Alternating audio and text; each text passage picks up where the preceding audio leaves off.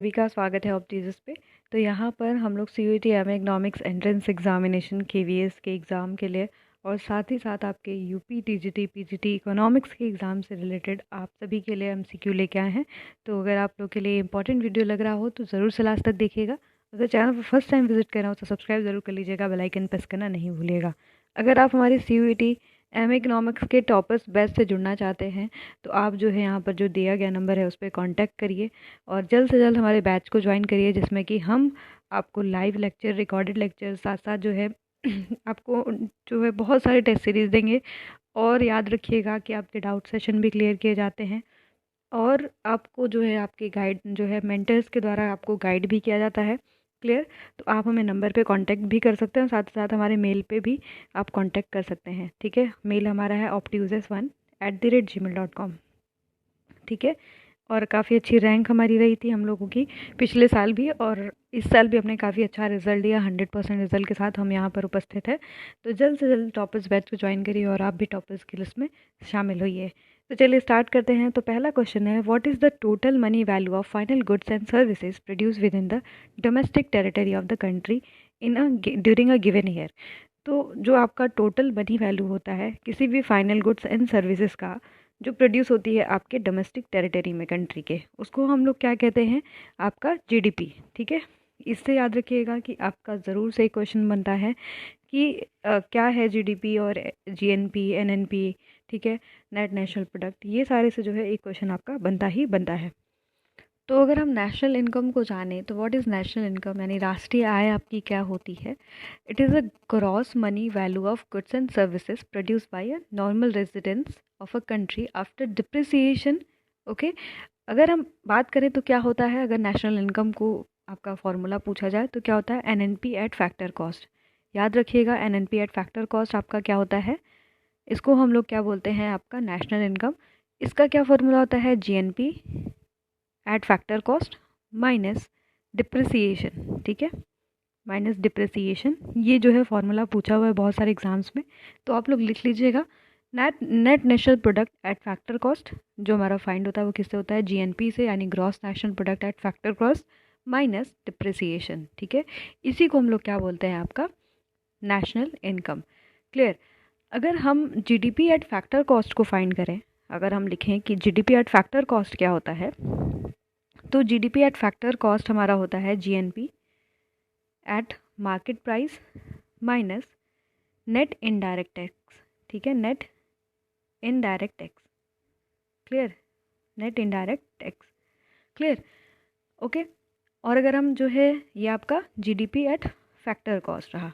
ठीक है, अगर हम GNP at factor cost find करें तो GNP एट फैक्टर कॉस्ट तो आपका क्या हो जाएगा? GNP at market price minus जो आपका हो जाएगा नेट इनकम जो है, सॉरी, नेट इनडायरेक्ट टैक्स। मैं फिर से इसको लिख दे रही हूँ, ये फॉर्मूला इंपॉर्टेंट है आप सभी के लिए।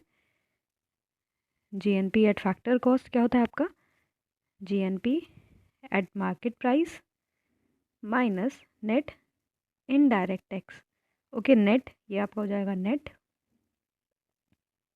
Indirect tax. ओके, यहाँ से प्रश्न आपका ज़रूर बनता है। ओके, अगर हम बात करें कि NNP एट फैक्टर कॉस्ट क्या होता है, तो अभी हमने जस्ट बताया कि GNP at factor cost minus depreciation. Clear? ऐसे ही आप लोग जो है NDP को याद कर लीजिएगा eight factor cost, and NDP eight market price को भी याद कर लीजिएगा। ओके, तो जब भी आपको पूछा जाए कि नेशनल इनकम को कैसे आपको फाइंड करना होता है, तो NNP एट फैक्टर कॉस्ट को हम लोग नेशनल इनकम कहते हैं, और क्या फॉर्मूला होता है? GNP at factor cost minus depreciation. Clear? Next question है, what is the total money value of goods and services produce by national during a given year. तो आपका जो है नेशंस के द्वारा जो गिवन ईयर में प्रोड्यूस किया जाता है, जो वैल्यू है, मनी वैल्यू है गुड्स एंड सर्विसेज की, जो प्रोड्यूस हो रहा है गुड्स और सर्विसेज किसी भी जो है नेशन के टेरिटरी में, उसका जो आपका टोटल मनी वैल्यू है। ओके, और जो बाहर से भी चीज़ें आ रही है उसकी भी वैल्यू को ले रहा है, काउंट कर रहा है, तो ये आपका GNP हो जाएगा, सॉरी GNI हो जाएगा। क्लियर? ग्रॉस नेशनल इनकम भी इसको कहेंगे। ओके, तो ऑप्शन नंबर जो है 1 आपका करेक्ट हो जाएगा। नेक्स्ट है, how many different methods used for measuring national income. राष्ट्रीय आय को मापने के कौन कौन से तरीके हैं? तो नेशनल इनकम को मापने के आपके 3 तरीके होते हैं। क्लियर? यहाँ पर याद रखिएगा 3 methods to measure the national income. Okay, तो अगर हम वो मेथड्स की बात करें तो कौन कौन से हैं, तो याद रखिएगा कि तीनों मेथड में आपका एक वैल्यू एडेड मेथड है। ठीक है, value added method. Okay, first one, second one is income method, income method आपका होता है, and third one is expenditure method. Okay, यहाँ पर आपका एक्सपेंडिचर मेथड। 3 मेथड्स आपके होते हैं नेशनल इनकम को मेजर करने के, एक वैल्यू एडेड, एक इनकम मेथड, एक एक्सपेंडिचर मेथड। क्लियर? ये तीनों मेथड्स को याद रखिएगा। नेक्स्ट है आपका, in which of the following method national income is estimated by adding the value of goods and services produce in a country. तो यहाँ पर जो मेथड है वो कौन सा होता है आपका, GNI यानी ग्रॉस नेशनल इनकम। नेक्स्ट है आपका, in expenditure method which of the following type of goods and services included, किस तरीके के गुड्स एंड सर्विसेज को इंक्लूड किया जाता है। तो याद रखिएगा कि जब भी हम एक्सपेंडिचर मेथड को मेजर करते हैं, एक्सपेंडिचर मेथड से नेशनल इनकम यानी राष्ट्रीय आय को माप रहे होंगे, उसमें जो हमारा गुड्स होता है वो किस नेचर का होता है, फाइनल गुड, यानी आपका एक तरीके से फिनिश्ड गुड होता है जो मार्केट में प्रिपेयर बिकने के लिए। ओके, ठीक है, इस चीज़ को याद रखिएगा। नेक्स्ट है आपका, under value added method the national income is measured by adding the value. तो जो आपका वैल्यू एडेड मेथड है, इसमें जो नेशनल इनकम मेजर होता है वो हर स्टेज में, यानी हर स्टेज में उसकी वैल्यू को क्या किया जाता है, ऐड किया जाता है, added at each stage. Clear? तो अगर हम वैल्यू एडेड मेथड का एग्जांपल लें तो यहाँ पर याद रखिएगा, जैसे एग्जांपल मैं लेती हूँ कि जो वैल्यू एडेड मेथड है इसमें लीजिए कि value added by farmer is ₹500। कोई भी फार्मर है, सपोज़ वो वीट को प्रोड्यूस कर रहा है, तो उसे जो है उसने बेकर्स को दिया ये 500 रुपये में, और जो है बेकर ने उसी जो है वीट को ब्रेड बना के, ठीक है, रुपीज़ जो है 300 में कस्टमर को दिया। ठीक है, ₹300 में कस्टमर को दिया। तो ये सारे वैल्यू को हम लोग ऐड कर देंगे और यही चीज़ जो है आपके नेशनल इनकम में ऐड हो जाएगी। That is called as value added method, यानी सम ऑफ वैल्यू एडेड यानी सम ऑफ फैक्टर इनकम को हम ऐड कर देंगे। क्लियर? तो ये हमारा जो है वैल्यू एडेड मेथड हो जाता है, यानी हर स्टेज पे जो है वैल्यू हमारी ऐड होगी। क्लियर? नेक्स्ट है हमारा, in developing countries the measurement of national income phases the following problem. तो किस तरीके का, अगर हम डेवलपिंग नेशन में देखें तो कैसे नेशनल इनकम में प्रॉब्लम देखा जाता है मेजर करने में, तो यहाँ पर नॉन मोनेटाइज सेक्टर भी है। ठीक है, ये प्रॉब्लम है। क्लियर? और लैक ऑफ जो है एडिक्वेट स्टैटिकल डेटा, हमें जो है एडिक्वेट जो है स्टैटिकल डेटा नहीं मिल पाता है। Lack of proper accounting practices, ये भी है। तो यानी सारी जो प्रॉब्लम्स है ये हमारे जो डेवलपिंग नेशंस में देखी जाती हैं।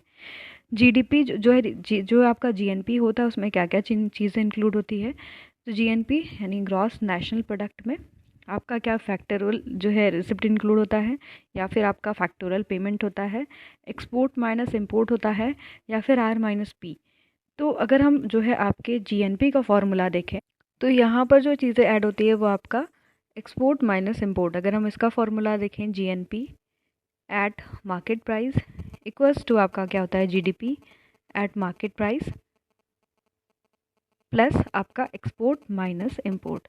ठीक है, तो ऑप्शन नंबर डी यहाँ पर करेक्ट होगा, क्योंकि हमारा एक्सपोर्ट जो है और इंपोर्ट जो है आपका इंक्लूडेड होता है जब आपका GNP होता है, क्योंकि ग्रॉस नेशनल प्रोडक्ट हम फाइंड कर रहे हैं। क्लियर? पर यहीं पर अगर क्लोज्ड इकोनॉमी होती तो क्लोज्ड इकोनॉमी में बेसिकली हम ये देखते कि हमारा जो X माइनस M है यानी एक्सपोर्ट माइनस इंपोर्ट है वो क्या होता आपका 0 होता। तो इसीलिए वो देखो क्वेश्चन नेक्स्ट पूछा भी हुआ है, तो GDP इन क्लोज्ड इकोनॉमी।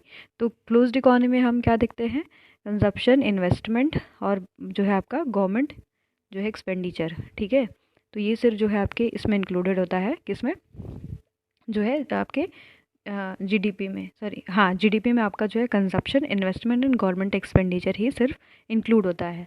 जबकि आप अगर इसी में अगर आपने बाहर फॉरेन के जो है लोगों का भी ऐड किया, नहीं नेट एक्सपोर्ट को ऐड किया, तो फिर हमें X माइनस M भी देखने के लिए मिलता है, यानी एक्सपोर्ट माइनस इम्पोर्ट भी देखने के लिए मिलता है। तो क्लोज्ड इकोनॉमी के लिए हमारा कैसा फॉर्मूला हो जाएगा, consumption, investment and government expenditure भी हो जाएगा। तो ऑप्शन नंबर बी करेक्ट है। Real income is worked out on the basis of, तो रियल इनकम किस बेसिस पे काम करता है, तो याद रखिएगा कि रियल इनकम जो है कांस्टेंट प्राइस पे जो है काम करता है, ठीक है। जैसे what is your real income, real income मतलब आपकी परचेजिंग पावर को बता रहा है, ठीक है। सपोज़ कि अगर आपका जो प्राइस ऑफ द कमोडिटी है वो फॉल कर जा रही है, ठीक है, जो प्राइस ऑफ द कमोडिटी है वो फॉल कर जा रही है, तो आपका जो रियल इनकम है वो क्या हो जाएगा, उस कमोडिटी के लिए बढ़ जाएगा। क्यों? क्योंकि आप डिमांड उस कमोडिटी की ज़्यादा करने लगोगे। जैसे आप एग्जांपल ले लो कि आपके पॉकेट में जो है 10 रुपये है, ठीक है। सपोज़ कोई एक्स कमोडिटी है जो कि सिर्फ आपको 2 रुपये में मिल रही थी, ठीक है। तो जो है तुम इसको कितना ख़रीद पा रहे थे, इस 10 रुपये में पूरा जो है 5 यूनिट खरीद पा रहे थे। 5 × 2 कर दो, 10 रुपीज़ तुम्हारा खर्च हो गया, यानी प्राइस इंटू क्वांटिटी तुमने कर दिया, तो तुम्हारा 10 रुपये पूरा खर्च हो गया। पर suppose the price of the x is decline, okay. यहाँ पर प्राइस ऑफ एक्स अगर आपका डिक्लाइन कर जाएगा तो आपकी परचेजिंग पावर क्या हो जाएगी, उस कमोडिटी के लिए बढ़ जाएगी। क्योंकि पहले आप 5 यूनिट्स ही परचेज़ कर पा रहे थे, अगर अब वो 1 रुपये का हो जाएगा तो आप 10 यूनिट्स परचेज़ कर पाओगे। तो जो रियल इनकम है वो सिर्फ कांस्टेंट प्राइस पे काम नहीं करेगा, क्योंकि देखिए अगर कांस्टेंट प्राइस हो जाएगी तो उससे फिर जो है आपकी रियल इनकम जो है बढ़ी है कि घटी है नहीं पता चल पाएगा। तो ये जो है करंट प्राइस यानी जो आपका फ्लक्चुएटिंग जो प्राइस है यानी फ्लोटिंग प्राइस है उस पर भी पता चलता है, एंड फिक्स प्राइस पे। तो यहाँ पर जो ऑप्शन हम ज़्यादा अच्छे से रिलेवेंट अगर माने तो ऑप्शन नंबर सी आपका करेक्ट होगा। नेक्स्ट आपका है जो जीडीपी डिफ्लेक्टर है वो क्या बताता है, क्या ये नॉमिनल प्रोग्रेस को बताता है, रियल प्रोग्रेस को बताता है, या फिर rate of deflation in economy को बताता है, या फिर इन्फ्लेशन रेट को बताता है। आपके प्रीवियस ईयर पेपर में भी पूछा हुआ है व्हाट इज़ जीडीपी डिफ्लेक्टर। तो जीडीपी डिफ्लेक्टर जो होता है वो आपकी क्या होती है, नॉमिनल जीडीपी, ठीक है, nominal GDP divided by real GDP, ठीक है, रियल जीडीपी इनटू 100, क्लियर। तो ये हमारा क्या होता है, जीडीपी डिफ्लेक्टर होता है। अब बेसिकली नॉमिनल जीडीपी क्या होती है और रियल जीडीपी क्या होती है, इन दोनों को समझ लेते हैं। अगर हम नॉमिनल जीडीपी की बात करें तो सॉरी, जो नॉमिनल जो आपका जीडीपी होता है, तो नॉमिनल जीडीपी क्योंकि आपने देखा विद नॉमिनल अपॉन जो है रियल, तो नॉमिनल जो जीडीपी होता है वो बेसिकली करंट प्राइस पे काम करता है, ठीक है। नॉमिनल जीडीपी लिख लीजिएगा, जो कि करंट प्राइस पे काम करता है। और रियल क्या होता है आपका, कांस्टेंट पे। रियल जो होता है वो क्या बताता है, कांस्टेंट पे काम करता है। तो ये बताता है जो जीडीपी डिफ्लेक्टर है बेसिकली आपका बता रहा है कि कितना आपका जीडीपी डिफ्लेक्ट किया है फ्रॉम रियल टू जो है आपका करंट में, ठीक है। बेसिकली जो रियल से करंट में, जैसे जो करंट प्राइस चल रहा है और रियल प्राइस जो चल रही थी, उससे जीडीपी आपका कितना डिफ्लेक्ट किया, यानी आपके जो ग्रॉस डोमेस्टिक प्रोडक्ट में कितना चेंज आया है, यानी फाइनल गुड्स एंड सर्विसेज आपकी कंट्री में कितना, जो पहले जो 2000 मान लीजिए कि अगर हम नॉमिनल अपॉन जो है रियल इंटू 100 ले लें, तो सपोज़ कि रियल हमारा 2012 से अगर हम अभी 2023 का डेटा लें तो उससे हमारी जीडीपी कितनी जो है डिफ्लेक्ट की है, वो चीज़ को बताता है। तो यहाँ पर जो होगा रेट ऑफ डिफ्लेशन होगा आपका इकोनॉमी में, ये वाला हो सकता है, या फिर इन्फ्लेशन। तो बेसिकली ये आपका क्या बताएगा, नॉमिनल प्रोग्रेस को, क्लियर। याद रखिएगा कि कितना आपके नॉमिनल प्रोग्रेस आया, यानी आपके प्राइस में कितना पहले से चेंज आया है, वो कौन मेज़र करेगा, आपका जीडीपी डिफ्लेक्टर, क्लियर। क्योंकि यहाँ पर इन्फ्लेशन तो हम इम्प्लिसिट मतलब आपका बाहर ले लेते हैं, ठीक है। एक्सप्लिसिट मतलब आपको जब हम नॉमिनल में इंक्लूड ही नहीं करते तो इन्फ्लेशन तो बताएगा नहीं, क्लियर। नेक्स्ट देख लेते हैं, real interest rate us a change in. तो रियल इंटरेस्ट रेट के चेंज होने से क्या एक्सप्लेन होता है आपका, क्या ये परचेजिंग पावर बदलता है, या फिर मनी इनकम बदलती है, रेट ऑफ इन्फ्लेशन बढ़ता है, रेट ऑफ डिफ्लेशन होता है। तो जब आपकी रियल इंटरेस्ट रेट में कमी आएगी तो ऑब्वियसली बात है परचेजिंग पावर जो है वो क्या होगा, चेंज होगा, क्लियर। नेक्स्ट आपका परचेजिंग पावर पैरिटी इंडिकेट क्या बताती है आपको, याद रखिएगा परचेजिंग पावर पैरिटी जो है आपका आपके रियल वैल्यू को बताती है कि आप, जैसे सपोज़ कि परचेजिंग पैरिटी थ्योरी किसने दिया ये भी आप जान लीजिए। तो याद रखिएगा जो परचेजिंग पावर पैरिटी है बेसिकली ये आपके गुस्ताव कैसल के द्वारा दिया गया था, ठीक है, गुस्ताव कैसल के द्वारा दिया गया था।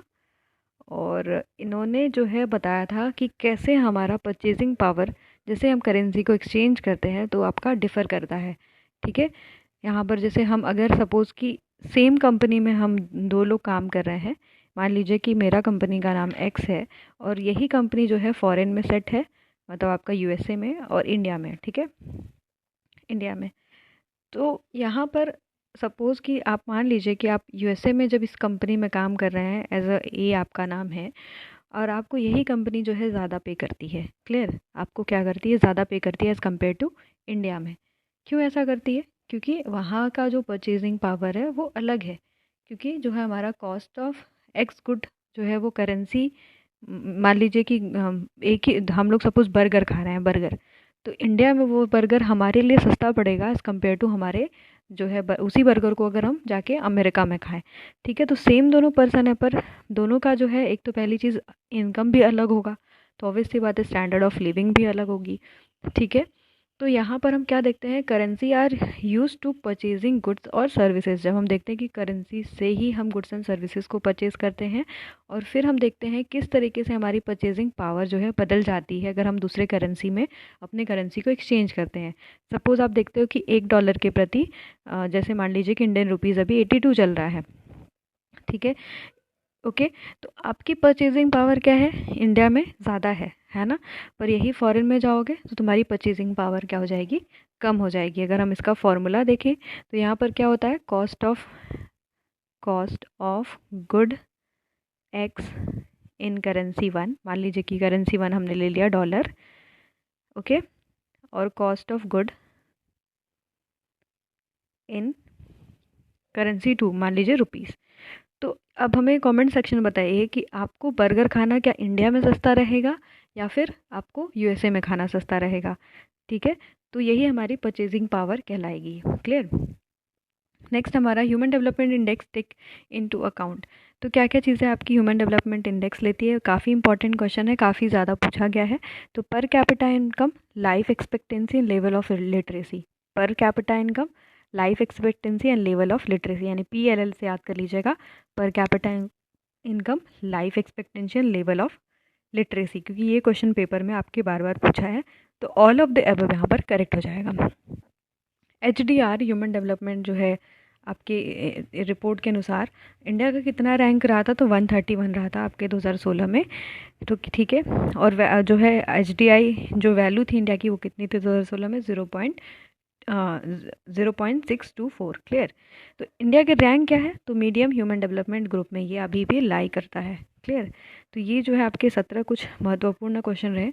अब इसके बाद अगर आपको ये वीडियो सीरीज़ चाहिए तो हमें कमेंट सेक्शन बताइएगा। अगर वीडियो अच्छा लगा हो तो प्लीज़ अपने दोस्तों के साथ इसको शेयर ज़रूर करिएगा, और उन्हें हमारे कोर्स के बारे में ज़रूर बताइएगा, क्योंकि हमारा कोर्स जो है ऑलरेडी 10 दिन से रन कर रहा है, और हम आप सभी से यही आशा करेंगे कि आप हमारे कोर्स में जल्द से जल्द जुड़ेंगे, जिससे आपको आपके एंट्रेंस एग्ज़ाम को क्रैक करने में जो है मदद मिलेगी। कोई भी डाउट होगा हमें कमेंट सेक्शन बता सकते हैं, हमारे मेल पे भी जो है आप पूछ सकते हैं, optius1@gmail.com, क्लियर, ओके। तो चलिए, all the best to you guys. ऐसी सीरीज़ हम बार बार लाते रहेंगे आप सभी के लिए। जुड़े रहिएगा चैनल पे, सब्सक्राइब कर लीजिएगा, बेल आइकन प्रेस करना नहीं भूलिएगा। धन्यवाद।